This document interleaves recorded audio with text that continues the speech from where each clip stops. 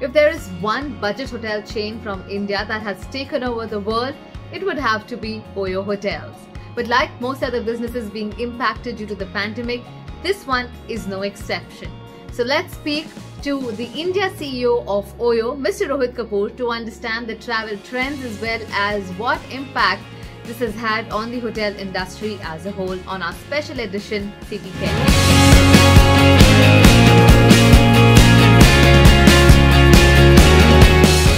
Mr. Kapoor, thank you so much for joining in. You know, the world has sealed its international borders, compounded by a nationwide lockdown. This has clearly been an unprecedented phase in the history of hospitality industry. Was this ever a part of your contingency plan? First of all, thank you, Kamya, for having me on this show. No, never. Nobody planned for this. That's a short answer. So to begin with, if you can tell us about the impact of the pandemic, in terms of the drop of revenue, the losses incurred, the unemployment levels for the hospitality sector as a whole and for Oyo in specific. So the impact has been quite severe on the industry. I think and it has been across the board, from large players to small players. Having said that, I think with the hotels opening up on 8th, which is the Ministry of Home Affairs announcement, which came out 2-3 days back, that is a sigh of relief for many people, especially the small hoteliers who have been bearing the brunt of hotels being completely shut down and not being able to operate in India.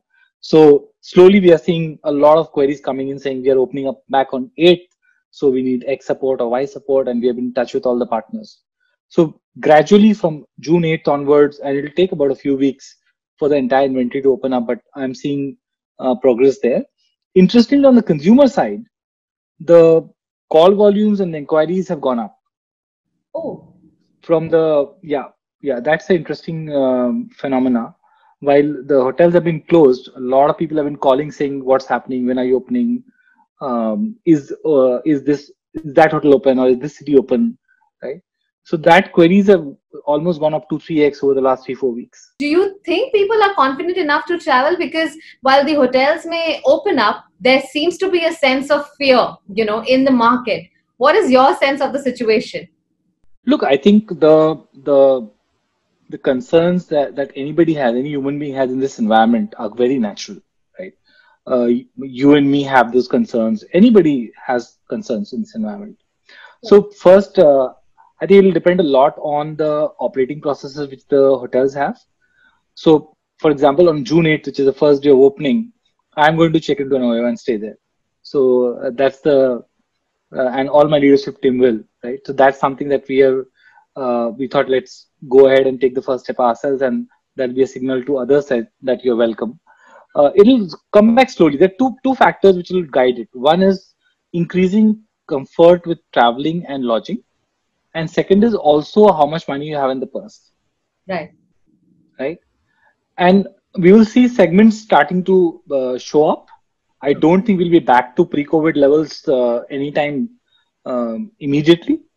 But over a period of 6 to 12 months, I am very confident this is a resilient sector. The urge to travel is just innate in human beings. This is not something which you can keep back inside you for a long period of time. So the moment you're comfortable with the surroundings, the moment you're comfortable with a standard hotel, you come back.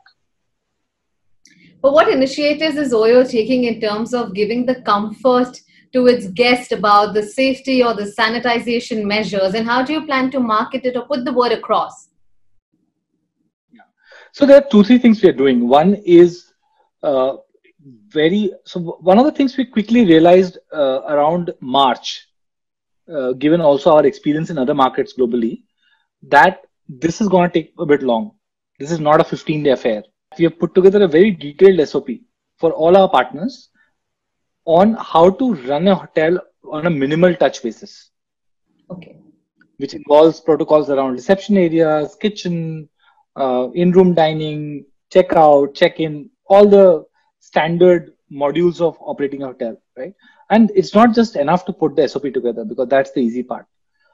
We've been training our partners. So more than 1,000 partners we trained in May. Our goal is within 15th of June or maybe 20th of June, train about 15,000 asset partners on that. and their staff members. A lot of videos, promotional material, which they can understand. Second is going beyond. We have also come up with something called sanitized stays, Okay. which if a hotel adheres to a higher level of standards in sanitization, of which there is a checklist, we give the hotel a sanitized stays tag, Mm-hmm. and it comes on our app as well. Okay. So as a consumer, you can go to the app and say, while all hotels follow a minimal SOP, this hotel also has a sanitized face tag. So if I'm looking for an additional degree of assurance, I will choose that hotel. Since you work with multiple partners, then Rohit, I'm sure there must be a lot of insecurities also. So, has there been any discussion around offloading any of the properties that you operate at this point of time? See, offloading is not the answer. We have been working with some partners, very small number, in terms of changing the way our business contracts work with them, right? Which is more from a fixed model to a rev share model, which is going to be the future, right?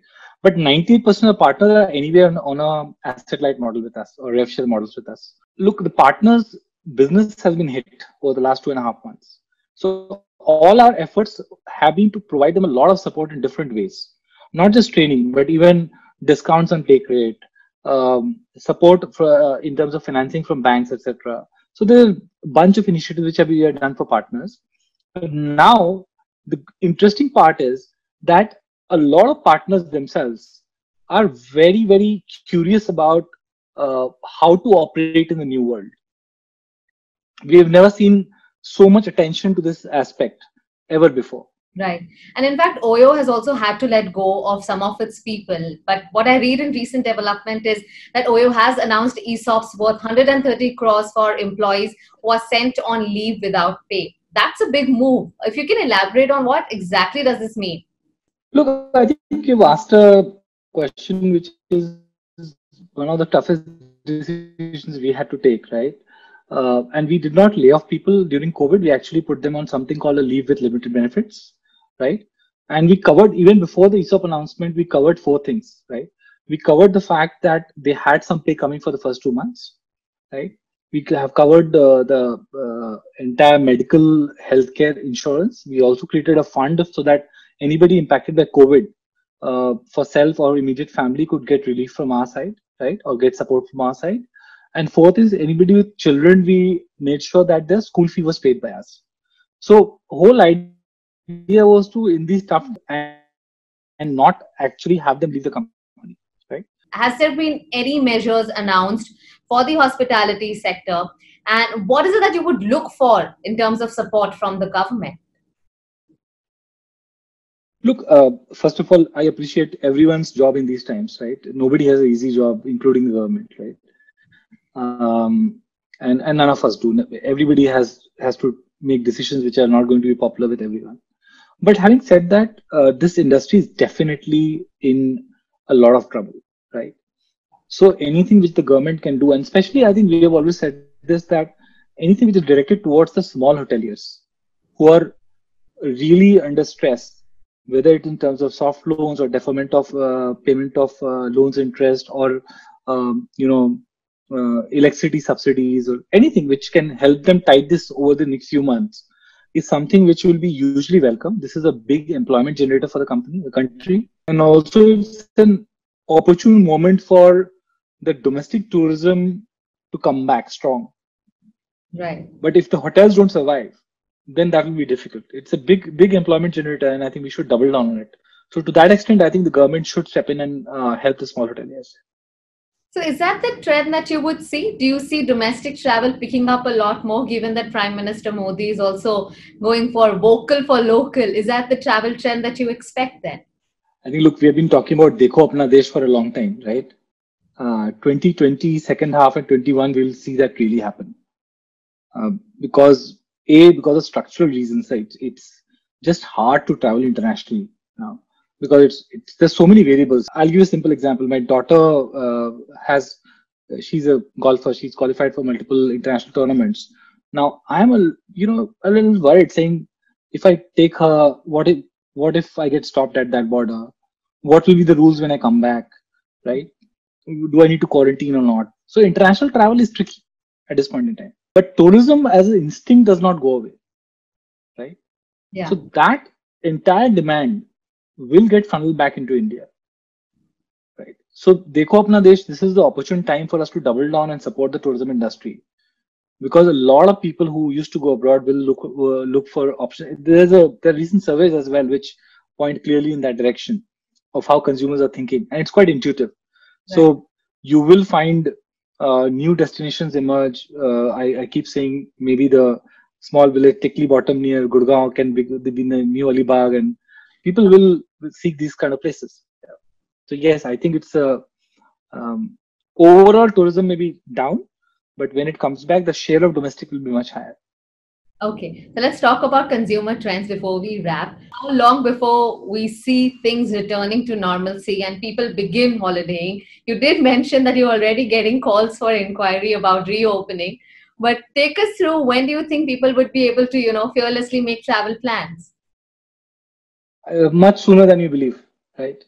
Uh, Look, my sense is that there'll be if you first of all, I will advise everyone, and it's just socially responsible for us to make sure that first job all of us have is to keep each other safe, True. right? And I think anything which takes away from that is wrong in these times, right? That's just the first job we have. But beyond that, I think once we figured out how to live with it, right? And we are figuring out how to live with it, because True. people are going out, people are starting economic activity. We've been home for 3 months, right?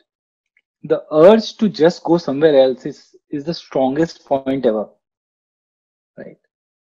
True. So I do suspect that as soon as pockets become safe, things open up, you will find first in-city travel starting, where people will be comfortable just going and checking into a hotel next door, right? Just for a different experience. To SMEs starting to travel because they need to go for their trade, their livelihoods depend on it. To business use cases, where there's specific business use cases, and fourth maybe actual leisure tourism, that as but now borders are open, like interstate borders are open in many places, right? So even that will start, but it'll start with caution. There'll be some difference in trends though. It will not be the same as before. Right. So, what do you think is going to be the new normal for holidaying? Of course, people are going to be, do you think people are going to be, of course, taking precautions in terms of wearing masks? But what I want to understand in terms of trends, is road trip Yeah. going to, be the new normal? Like, I don't know, maybe you can give us more light into what the new normal for holiday will be. So four or five things which I think will happen. One is road trips are going to be back very strongly, because you just feel safe in your own car, right? And with your own family or people you know, and you are going to a destination which is slightly remote maybe, and you feel that you're in a safe place, right? So road trips is going to be a big trend. It's much easier than taking a train or a flight, for example. So that's going to be one big one. The second is uh, near stations or places which you can access quickly from your city, right? So you're away, but you're not too far away to be sort of unsure that if something happens, how do I come back, right? Let's say if a new restriction comes or something, because all those things are still a little bit volatile, right? Third is pilgrimage will be back quite soon, right? With safety precautions and everything, because people in these times do tend to lean more towards spirituality, religion, etc.